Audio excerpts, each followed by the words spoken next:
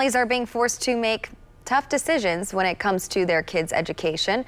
Most districts across the state are giving families the option of e-learning or in-person learning. But as WRTV's Stephanie Wade points out, that's not the case with some districts. She spoke with a parent tonight who pulled her child from his school.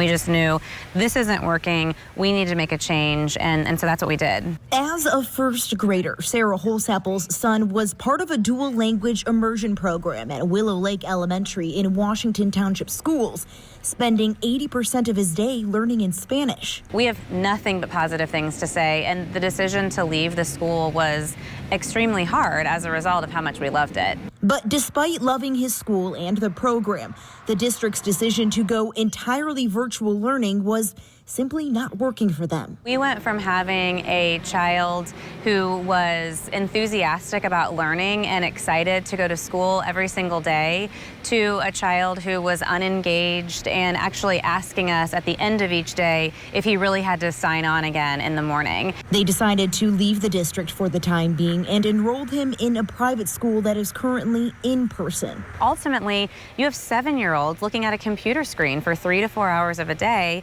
and expecting them to then retain the information that they're learning. And at least for my 7-year-old, it wasn't working. It wasn't functional. And we could honestly see a regression from the beginning of the school year up until now. The Marion County Health Department has provided some guidance for schools, recommending when the percentage of positive cases in the county reaches 13% or higher, there should be no in-person classes. But in Washington Township, if the percent positive is 5.1% or higher, schools will remain closed.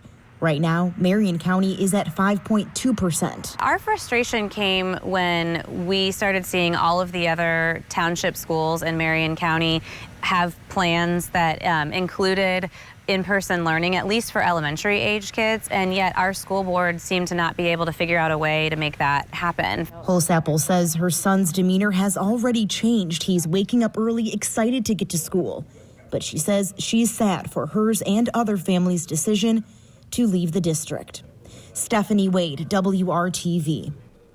We asked Washington Township schools if they could share how many students have left the district since going virtual.